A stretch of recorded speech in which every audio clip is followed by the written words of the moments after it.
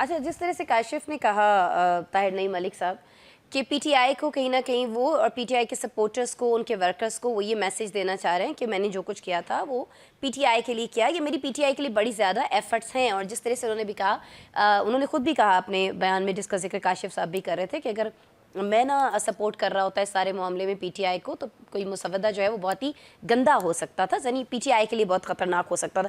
یہ ساری چیزیں کرنے کی مولانا صاحب کو ضرورت کیوں پیش آ رہی ہے؟ یہ ہمیں سمجھا دیجیے نا. ان کی اپنی ایک جماعت ہے، اپنی ایک سے ہے، اپنی ایک اہمیت ہے. بلاول بھٹو جیسے جو لوگ ہیں وہ کہہ رہے ہیں کہ وہ بڑے زیرک سیاستدان ہیں ان کے والد کے بعد.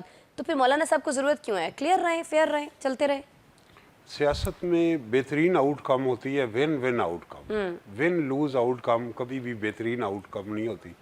تو مولانا جو ہیں، اب اگر ہم 2 سال پیچھے ریوائنڈ کریں تو میاں نواز شریف پاکستان آ نہیں سکتے تھے اور ان کی کچھ مجبوریاں تھیں، پارٹی بے یار و مددگار تھی.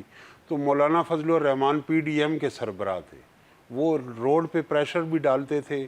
اور مسلم لیگ نون اور پیپلز پارٹی، زرداری صاحب جیل میں تھے، نیب کی حراست میں تھے، وہ کرتے تھے. اور اس وقت جب انتخابات کے بعد میاں نواز شریف کے بعد وہ بھی مائنس ہوئے، تو اب انہوں نے اپنے آپ کو کیسا ریلیونٹ کیا ود ان 1 ایئر، اس پہ آپ دیکھیں. دوسری بات، گورنمنٹ نے تو اجلاس بھی بلا لیا، اور اجلاس پھر کیوں ملتوی کرنا پڑا اور ڈرافٹ میں تبدیلیاں کیوں کرنی پڑیں، حذف کرنی پڑی. تو مولانا کی بات میں کچھ وزن بھی ہے. اور اگر سب کچھ اس میں موجود ہے، ہر خشک و تر موجود ہے، تو پھر 27ویں ترامیم کیوں آ رہی ہیں؟